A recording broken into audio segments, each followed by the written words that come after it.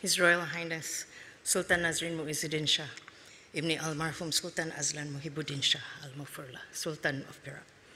Distinguished guests, ladies and gentlemen.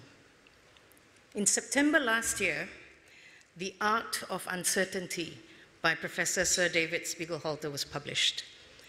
Less than a month later, in October 2024, on day 2 of the Khazanah Megatrends Forum 2024, Nick Kaur told me that KMF 2025 was going to be on risk, and he knew exactly who he was going to invite as the keynote speaker. Professor Sir David Spiegelhalter, OBE, is Emeritus Professor of Statistics at the University of Cambridge and chair of the Winton Center for Risk and Evidence Communication. He is also one of the most cited statisticians in the world, recognized as an ISI highly cited researcher, reflecting the global academic impact of his work across medicine, data science, and public policy. He served as president of the Royal Statistical Society, contributed to the Scientific Advisory Group for Emergencies, or SAGE, and worked closely with the UK Statistics Authority on ensuring statistical integrity in public communication. His career has been defined by helping people, from cabinet members to the general public, helping them all understand evidence in a world full of uncertainty. Going beyond academia, Professor David has become a familiar and trusted voice, appearing in BBC radio shows, voice documentaries, TV interviews, as well as other media appearances and podcasts, helping millions understand complex statistical ideas in ways that are clear, honest, and often even entertaining. Professor David is also a celebrated author, and among his publications are COVID by Numbers, The Art of Statistics, and his latest, The Art of Uncertainty. In the years since the last KMF, it seemed that on some days, the world has exploded with uncertainties. To explore how we can better navigate risk, doubt, and ambiguity, especially when the stakes are high, we are ever so privileged to have with us today Professor Sir David Spiegelhalter.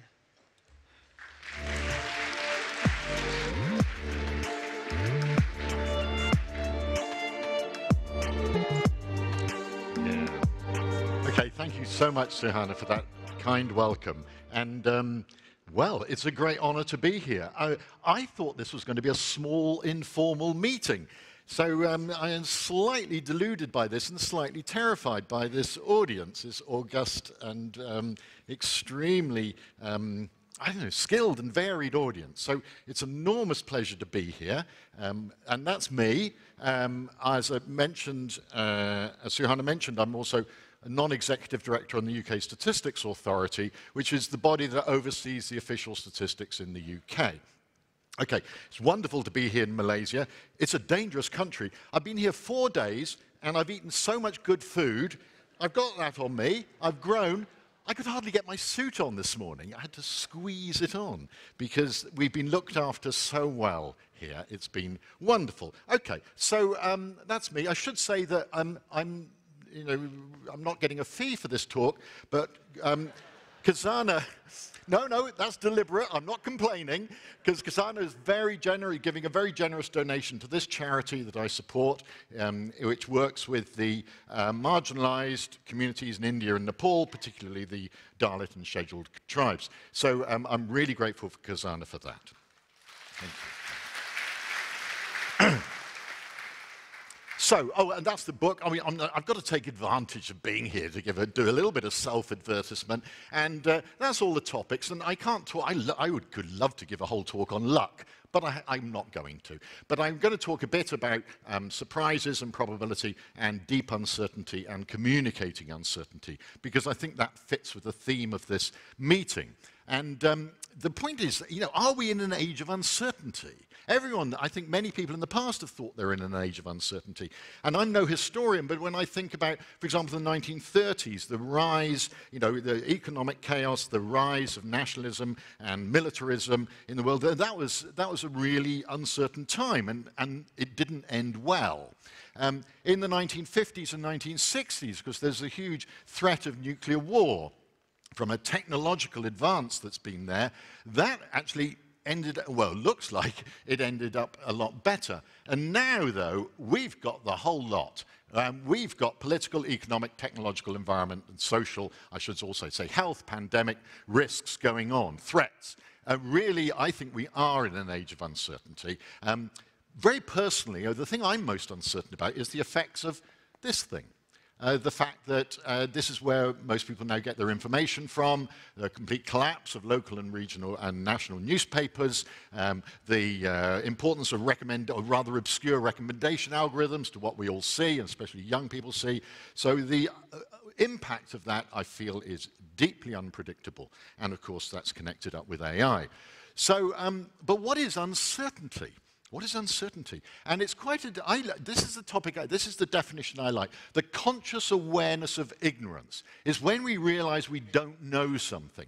And we might not know about the future, we're used to not knowing about that, or the present, or the past, or why things happened. Now, we all live with uncertainty. Some deal with it better than others. Can I ask us a quick question? Who likes uncertainty? Come on, who likes it? Okay. No, there's a few. Okay, the rest of you, when you're watching a series on Netflix or something, you go straight for the last episode, do you, to find out what happened? When you missed a sports event live, you want to know the result rather than watching it. Okay, here's a question. Who would like to know when they're going to die?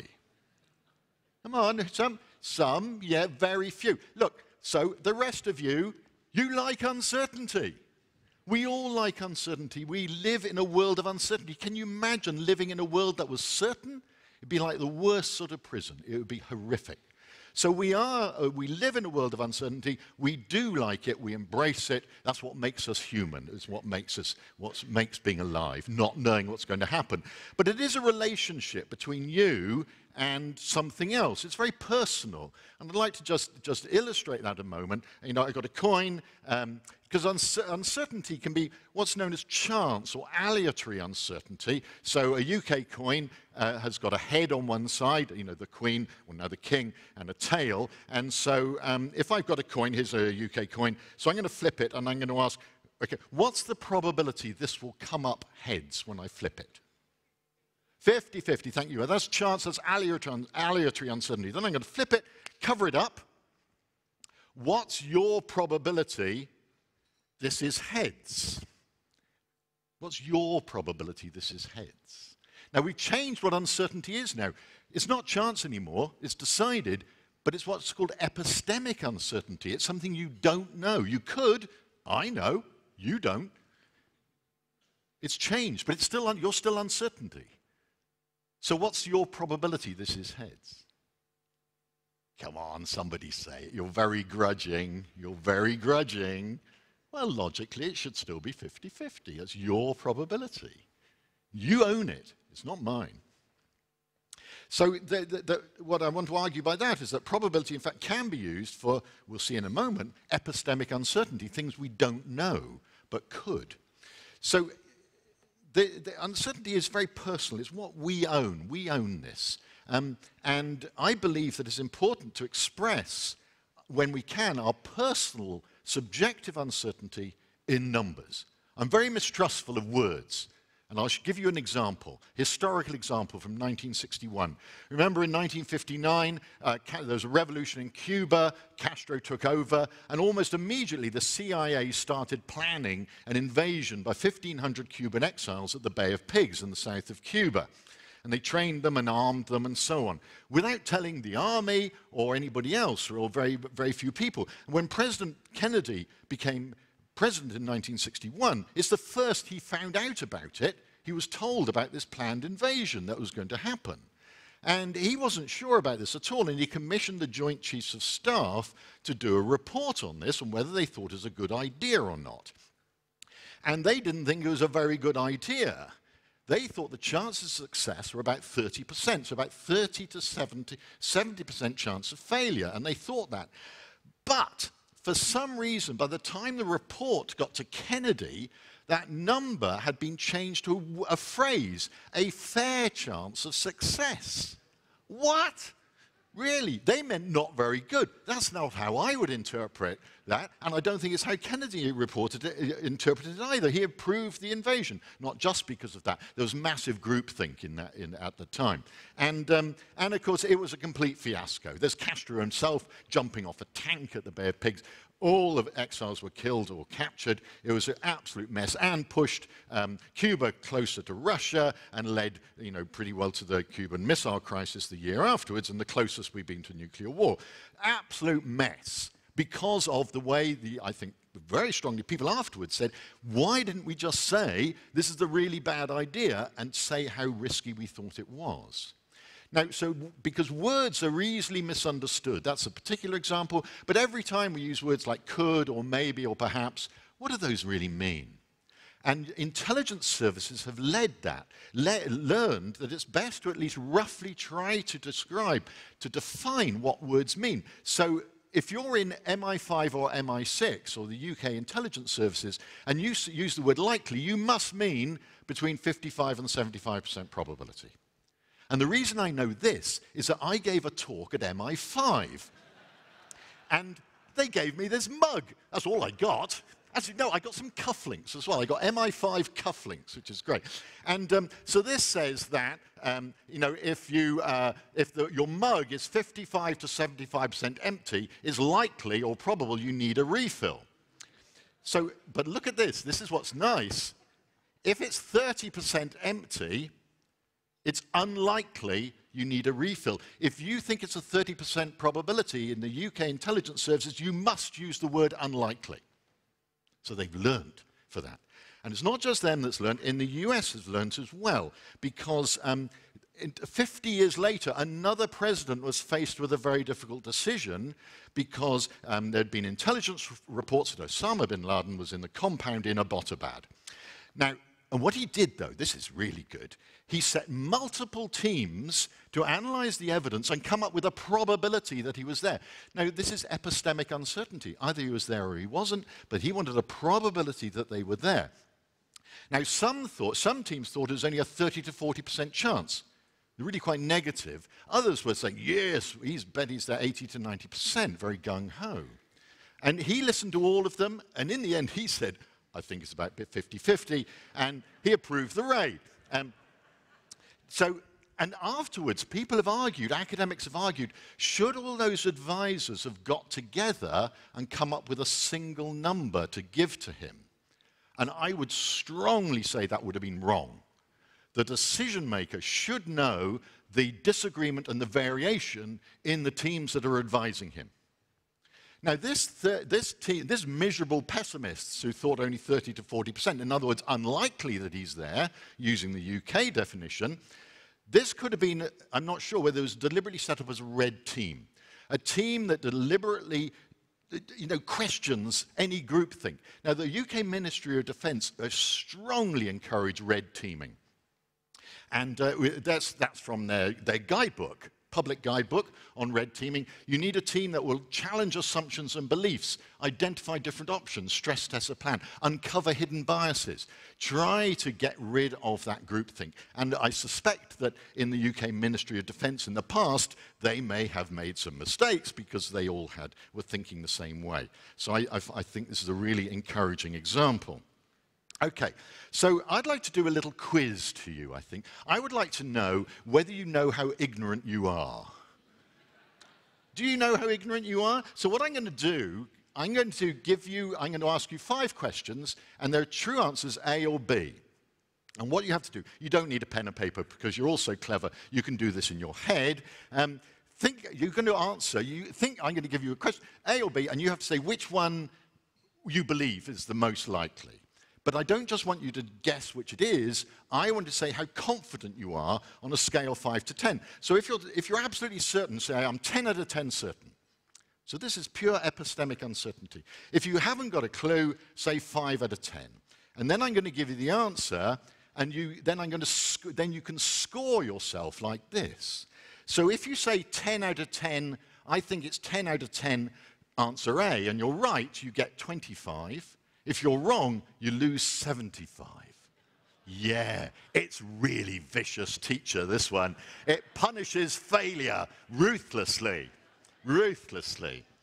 So you can see, and for the really clever people, try to work out the formula behind that. I'll give it to you at the end. Try to work out the neat formula behind that. Okay, let's start off with a question.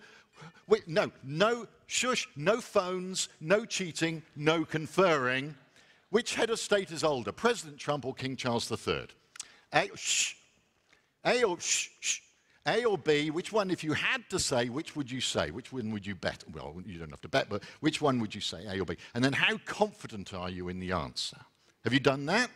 And the answer is? No. Trump is older than Charles. Yeah. If you said 10 out of 10 King Charles, you've got off to a really bad start, I'm afraid. A really bad start. Okay, next question. In the Malaysian National Risk Register, which is given a higher likelihood, droughts or wildfires? Now, if anyone knows this, you're doing really well if you know the Malaysian National Risk Register. Is droughts or wildfires considered more likely a threat in Malaysia? At the moment? Shh, shh, shh, shh. Honestly, shush, you're worse than the school kids I do this with. Now, and the answer is, have you done your confidence rating? You thought that, okay. And the answer is B, wildfires. They're given level 6 likelihood. We'll see this later. I'll show you later. Okay, next one. And this is rather relevant to some people in the audience. Which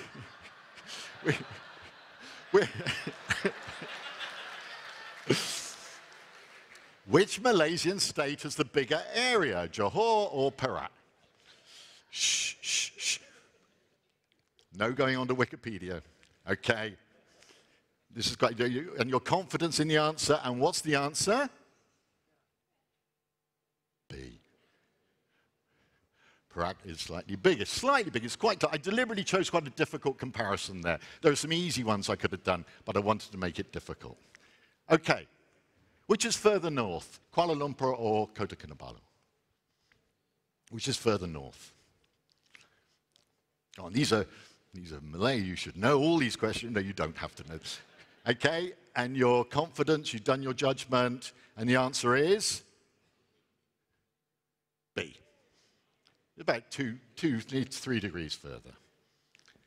Yeah, I was thinking of doing Kuching, which is slightly south of Kuala Lumpur, but yeah. Okay, and finally, thinking of yesterday's marathon in KL, which had the most runners in 2025 for the full marathon? Not the 10K or anything, the full 42K, Hong Kong or Kuala Lumpur? In 2025, who had the biggest marathon in terms of the full 42K? Okay, and you made your judgment. And the answer is, yeah, it was Hong Kong, in fact, a slightly bigger marathon in 2025. Okay, so you've done that. You get the point. Now, I'm not going to ask you your scores. All I can say is if you ended up with a negative score, you'd have done better if you had been someone who is totally ignorant and just says 5, 5, 5, 5, 5. I know, like a chimpanzee or something like that. So if you ended up with a negative score. So this may seem like a bit of a joke. This sort of exercise is not a joke. These sort of exercises are used to train intelligence analysts and other analysts to avoid being overconfident, to avoid being too cocky, to say, oh, yes, I'm sure, when you're not sure. It gives you the insight. And this scoring rule is the one used for super forecasting competitions, when people are giving probabilities for future events. Has anyone found the pattern of the scoring rule? Anyone spotted it? Okay, the trick is to think, the most you can get is 25. So what you should do is think of what you're losing for each step that you're not completely right. So if you subtract each of those from 25, you get -1, working downwards, -4, -9, -16, -25, -36, 64, 81. What's the pattern? What are those numbers? The squares. It's 1 squared, 2 squared, 3 squared, 4 squared, 5 squared. So in fact, it's just squared error loss. which is used in standard sort of forecasting methods. It's squared error loss, and it was developed by an American weather forecaster, Breyer, in 1950. And this is the metric that's still used for evaluating weather forecasting, probabilities of precipitation, and as I said, it's the scoring rule used for in super forecasting competitions and for training intelligence analysts. I think this is a really valuable exercise. Okay, now, I've taught statistics and decision-making in theory for years. And what I've taught and what many of you may have learned in university is that the rational statistic, the theory of decision-making within rational economic behavior, you need to specify precisely all the options you're going to take, all the possible futures with their values, all the probabilities for those possible futures underneath each option, and then you calculate the expected value under each option, and you choose the option that maximizes the expected utility. That's what we're taught. That's the theory of rational decision-making, and it is nonsense. It's not nonsense. In simple situations, it can work. In really well-controlled, what's called small world situations. But in any realistically complex situations, this is unrealistic to think you can do all this. All these options, all these possible futures, things are changing all the time. Think of the uncertainty in the world today. And people quite a long time ago realized that this was very optimistic to think that you could specify all these things. And what this is also often associated with is this guy Frank Knight, who more than 100 years ago tried to distinguish risk from uncertainty. And he called risk the stuff you can measure, quantifiable, objective, either by dice or coins or anything like that, or from established statistics like insurance. And he distinguished that from uncertainty, which he called, when you've got subjective judgments, it's not susceptible to objective measurements. Okay, this is completely wrong. We've got to ditch that. People still talk about Knightian uncertainty. Economists still think in these terms. I think it's completely, this is 100 years old. Let's grow up.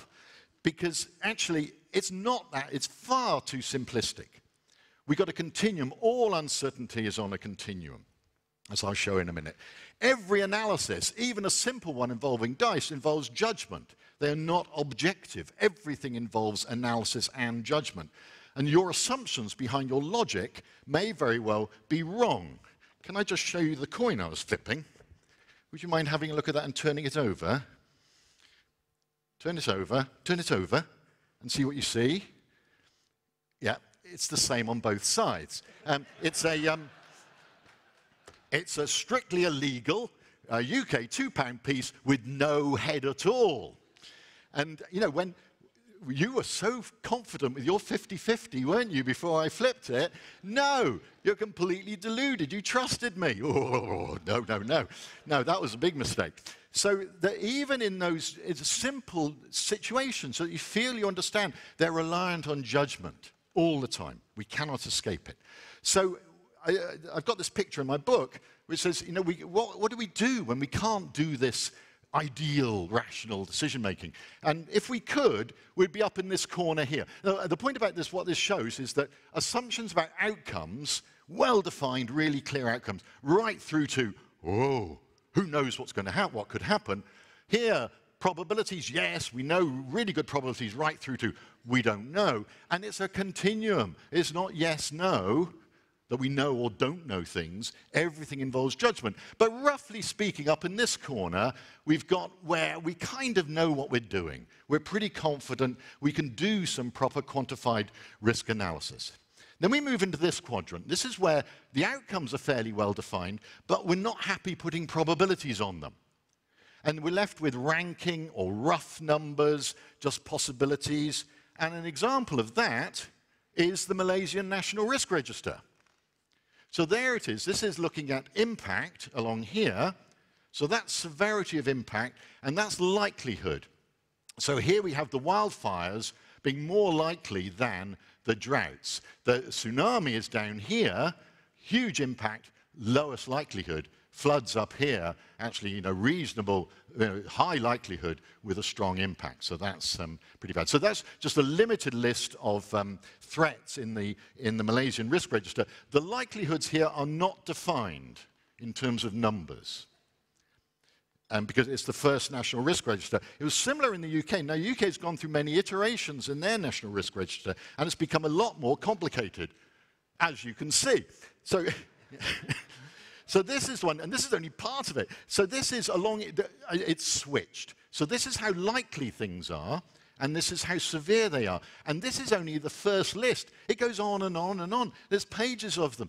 Icelandic volcanoes, earthquakes, well, it's in there somewhere, I think. And you can look up each one. So, for example, if we look at assassination of the other thing, they have malicious threats in here.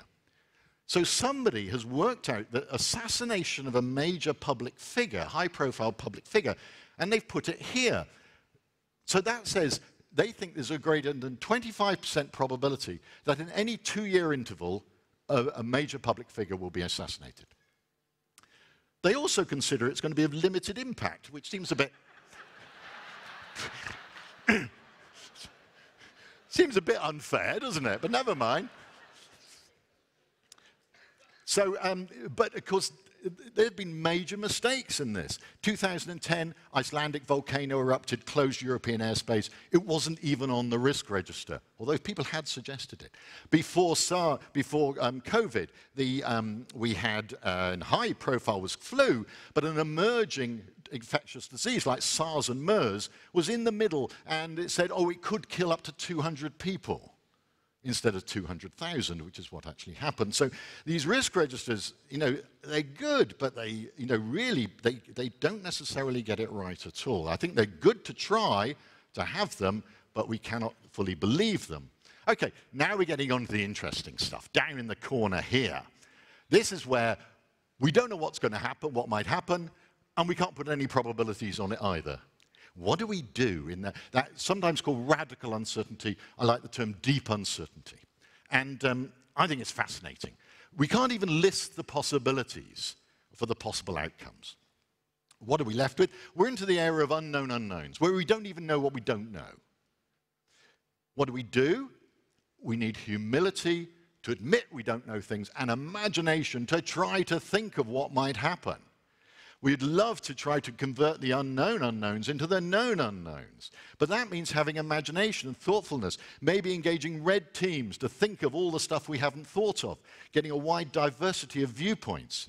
It also means it's hopeless to try to optimize. We mustn't try to optimize, because you can only optimize if you understand everything that's going on. And you can optimize your supply lines, and it's all, finely tuned, and then it can be so easily broken. It becomes completely unresilient, because what we should be looking for is resilience.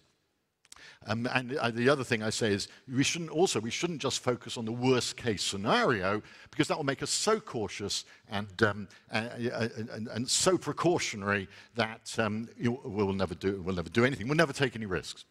So we need to make decisions, of course, as I mentioned already, the importance of resilience. And resilience means, it's not the same as robustness. Resilience means that things can recover from events that we never even thought of. And that means redundancy. Having too much of things is never optimal. Okay, so what is the connection? Tonight, we're going to see magicians. What are the connections between magicians and him? Well, I'm sure you could think of many, but the one I'm trying to get at is, for both, we should expect surprises. These are unpredictable. We know something's going to happen, but we know we haven't thought about it. It's very difficult to judge in advance what it might be, but we have to be ready for it. So expected surprises, I think, is a really good way to think of what we might be trying to do in an age of uncertainty. So when we need, as I said, we need imagination. We need to try to think of possible futures. And that means, of course, developing scenarios, as many of you will be familiar with. And we can always think forwards. Well, if this happened and this happened, what might happen in the future? But we need imagination to think of potential surprises, things that would be, and I think, again, red teams. We need people who are a bit different, who don't think like everybody else. The UK Ministry of Defence employs science fiction writers because they've got imagination. They can think of amazing events. There's a great story in here about a drone attack on London, written a few years ago, that is frighteningly similar to what Ukraine did to Russia. But then, once we think of those, we can think backwards, think of how could we get there, and how could we stop getting there? How could we actually get, so you can think forwards or think backwards, but you need imagination. Okay, the final quadrant, you may think, well, hang on, this means up here, where we say we can't list what's going to happen, and yet we can put probabilities on it. What? How can you do that? Well, I tell you who does do that, the Bank of England, our central bank in the UK. It does that. When it's making its projections, it does a fan chart. This interval is 30, this is for growth, this is 30% interval, 60% interval, 90% interval. The rest is unassigned. Could be anywhere. They don't model the tails. So the final 10% is just assigned to something else. None of the above. Other. You imagine that in a survey. And you can see the importance of doing that because look what happened during COVID. GDP dropped 25% in a quarter. But the bank could say, well, we warned you. We just put 5% probability down here, and it could be anywhere down here. So it's a warning. I really like that idea, that you assign a certain probability to something else that we haven't yet completely thought of. And as a warning to encourage organizations to be resilient to the unexpected, to expect surprises. Okay, now the last part of my talk, I'd just like to quickly go through communication. First of all, there's no correct way to do this. You know, that people say, oh, how can we communicate on risk and uncertainty, and which I use fairly interchangeably. And you say, oh, well, you need to work out who you're talking to, what you want them to understand, and then you need to test materials. And you need multiple layers of explanation. You have a top level to the gist, and then you have much more detail for the people who want to find it. You can use words and numbers and graphics because some people prefer others. But the overriding factor is trustworthiness. Now, this is a term, everything I do is about trustworthiness. And I'm influenced by a professor of philosophy, a Kantian professor, Nora Neal, because she argued, she's a huge influence in the UK, because in the UK, you know, scientists say, how can we get the public to trust us? All our experts, all our institutions want to be trusted. And she says that's the wrong question. You've got it the wrong way round. You need to earn it. The institutions, the experts need to demonstrate trustworthiness, and then people may offer up their trust. So you should not try to manipulate people into trusting you. You should be trustworthy. That's number one. You know, duty ethics there. And as I said, I'm on the UK Statistics Authority. There's a Code of Practice of Statistics for the UK. It's an incredibly dull book, but never mind. Its number one pillar for official statistics in the UK is trustworthiness. That is the number one criterion for statistics in the UK. And that's influenced by a philosopher of Kant. Isn't that wonderful? I love it. So we try to think of what does it mean to be trustworthy when you're communicating about risk and evidence and so on. And we came up with 5, we wrote a paper in Nature, we came up with 5 main points, which I think are pretty good. You should be trying to inform rather than persuade people. Not trying to manipulate their emotions. You want to inform them, to empower them to make better decisions. You need balance.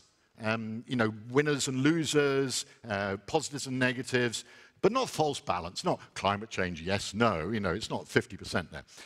You need to be upfront about uncertainties. You need to be clear about how good your evidence is. And the 5th one is interesting. It says that you need to preempt the misunderstandings. You need to be able to say, yeah, we got our evidence. It does not mean this. Trying to head off the misinformation. Try to get in there first before people start misinterpreting it, which I think is really important. Okay, we put this into practice during COVID. If you remember the AstraZeneca vaccine, this was in April in the UK, was started to be associated with some very nasty blood clots in the brain. And we were brought in to do the communication for this to the public, to help the Deputy Chief Medical Officer do that. And we came up with this graphic after a lot of time. And so basically this says that you've got the benefits on one side and the harms on the other.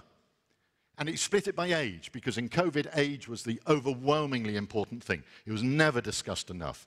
But it means that for older people, I was in that age group, it's really clear what the benefit-harm balance was. Jab it in me. But as you got younger, the benefits dropped very rapidly. The benefits of vaccination for young people were very low. But the harms increased because these clots tended to happen in younger people. So after a while, they get finely balanced. And so it was announced that they're no longer giving the vaccine to people under 30, and later it was extended to under 40. So it's quite a complex graphic, but Jonathan Van Tam explained it to the public live on the BBC, to everybody. He took his time over it. He treated the audience with respect as intelligent people, and it went down brilliantly. No accusations of U-turn. Everyone liked it. And for us, our biggest credit for that is that everybody copied it. You know you've done a good infographic when everyone copies it. You know, and some of them messed it up, I think. They made it worse. But never mind. Everyone copied the idea. So it's the balance of benefits and harms. We didn't include the uncertainty because we thought blurring the blobs would have just confused people at that stage. Okay. Finally then, communicating in a crisis is somewhat different. And I find these inspirational figures that I've known, and this is Lord Krebs, in fact, and he was head of the Food Standards Agency when we had disaster after disaster. We had foot and mouth disease, we had mad cow disease. He had to deal with so many disasters, it was hopeless. And he came up with a way of communicating to the public that I think should be on the wall of everybody dealing with risks. I think it should be tattooed on people. He said that what you have to say to the public is, first of all, what we know. Yep, we know this. We're confident about it. Then you immediately say what we don't know. You admit to the uncertainty immediately. Then you say what we're doing about it, the research we're doing, the surveys and things like that. And then you say what people can do in the meantime to be on the safe side. They may want to be precautionary. Maybe they don't want to eat beef or something like that for a while. Then, and this is the most important one, he says, our advice will change. We will come back to you. It's what I call provisionality. We can say things at the moment, things will change. Politicians find it impossible to do this. They cannot admit provisionality. They have to say everything they do say has to be the final word. They cannot say, well, we're doing this for a while and then we'll change. They cannot admit this. And so in the UK, we were left still, you know, I don't know, spraying surfaces and things like that a year after people knew it wasn't of any value from the science. And so I think this is incredibly important, the provisionality of advice, to be able to have the courage to do that and the humility. So finally, handling uncertainty, it's a mixture of formal analysis and judgment. You cannot escape the use of judgment. In psychological terms, it's both thinking fast and slow, in Danny Kahneman's terms. Very good to engage multiple perspectives, to have a red team approach. You've got to expect surprises. You need people who can think of what surprises there might be. You need imagination for this. Rough numbers, better than no numbers. And trustworthy communication of uncertainty, vital to everybody. Okay, just one final thing. Why this cover? People ask me, why have you got a double-yolked egg on this cover of this book? I think it's a beautiful book, but why have you got double-yolked eggs? Well, it's because once I bought a box of eggs, and 6 of them, all of them were double-yolked eggs. We'll buy boxes of eggs in 6s. Look, they're all double yolks. Look, there's me. I'm about to have a massive omelette. It's going to, yeah. That's why I take my statins, you know, that. And if you look at this in the newspaper, it says, oh, this is a 1 in a million chance. This is nonsense. Another bit of nonsense, another bit of bad risk analysis, because if it was that rare, it would never happen. Yeah, I bought one. That's never going to happen. And do you know why I know this is nonsense? It's because I bought a box of double-yolked eggs. So,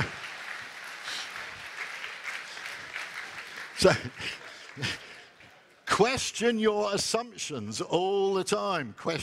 Somebody may be trying to fool you. And if you go onto the web, you can get them at Tesco's and Waitrose. You buy them. You can buy double-yolked eggs because you can hold them up to the light and spot them. So be really wary of these claims of risks that you may be facing. Okay, so thank you very much.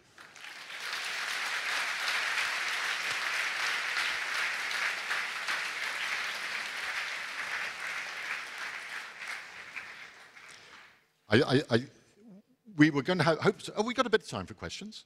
Yeah, it's great. So, Hannah, you're going to look after me. Good.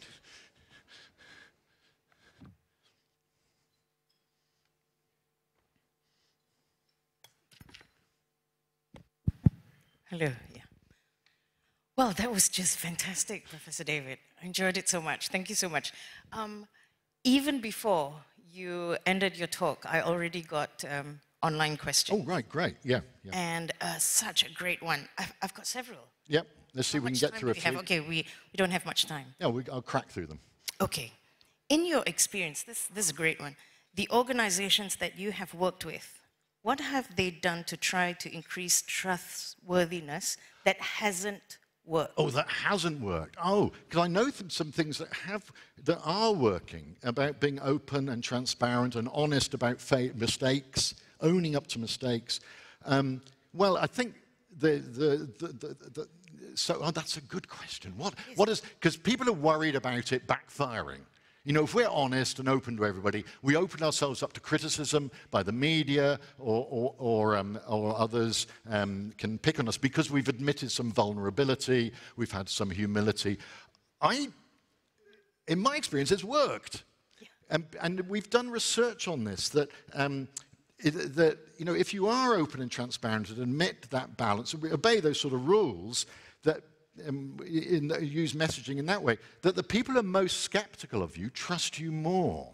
Because finally they're having their concerns addressed. I mean, the vaccine is a good example, because the standard message in the UK is vaccines are safe and effective. You should take them.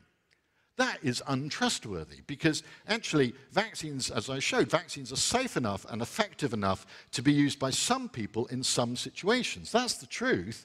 And if you just tell people vaccines are safe and effective, and then they get COVID, or then they're harmed by the vaccine, why should they believe you anymore?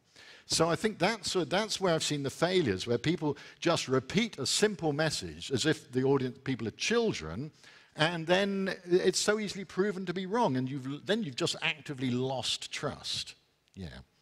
So I'd love to think, the fact that I can't think of an example of a failed attempt to be trustworthy, maybe that's just maybe I've just blotted it out and not to, but as far as I can see, it works. Okay. Another question. We have a little bit of time. How does AI and LLMs affect thinking of the uncertainty and risk projections? More certain, or just another voice in a team? Yeah, that's fascinating. I think of it always just another voice. First of all is that LLMs are terrible at expressing uncertainty about their claims. I used to work on uncertainty in AI. We thought we'd solved it. And now it's all gone backwards, because they have hallucinations, they think of confident claims. When they're talking about facts, you can't trust what they say, you have to check it.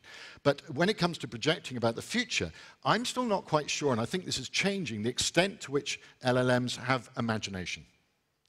You know, will they be as good as society? Will they be able to think of things that, will they act as a red team, essentially? Will they be able to think of things that we are not currently thinking of? Will they be able to be like the science fiction writers? I think that would be really exciting if they could have that imagination, so they could actually think of things that people hadn't been thinking of that could go wrong, which then could become part of our scenario planning.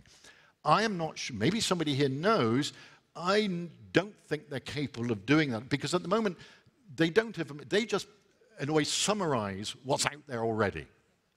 They would need original thought. They're incredibly, I use them all the time for coding and for summarizing arguments and exploring arguments. So they might be really good at listing the suggestions that had already been made out there. So in that sense, it's another voice, a well-informed, a well-read voice, who's read the internet, knows what the possible problems are. Whether they could think of something that someone hadn't thought of before, I'm not convinced they could do that yet.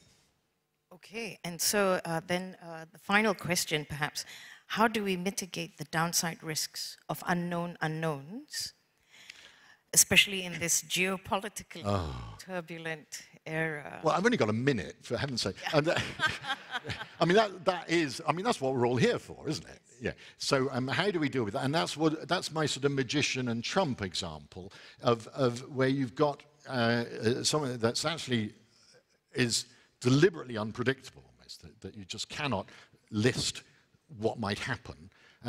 Well, I think the mitigation is this idea of resilience, that you have to build in strategies that should enable you to recover, or even really benefit from situations that you have not thought of yet. So it's protecting yourself against possibilities that you haven't even imagined yet. But you don't want those to happen. You would really like not to be surprised. So this is another question, 11 seconds to go. And that presupposes that you have already fallen before you can get up. And so that tolerance for error and mistake. Yeah. Care to say? Yeah. I mean, I think that the acknowledgement that you're never going to get everything right, and that again comes of that you cannot optimize. You could always look back and say, we could have done this better, we could have done this better, but no, that's not the point. The point is that you can never optimize. You always have to be in a situation which is can be stable and sustainable under threats that, from a wide range of threats that you haven't even included. So it's not fair to look back and say, oh, we could have avoided all that stuff, unless it was an obvious mistake. You have to admit that there will be things that didn't go completely as well as they could, and you learn from them, and you improve afterwards. And a little humility. A little humility. I quite like, I put that in just this morning, the humility and imagination, because I'm trying to summarize what the message of all this is, and that for me is the message. Thank you so much, Professor David. We've had such an excellent session this morning, and our time is up. Please thank David for us. Thank you so much. Thank you. Thank you so much, Professor Spiegelhalter, for delivering the keynote address. Could we invite Suhana and yourself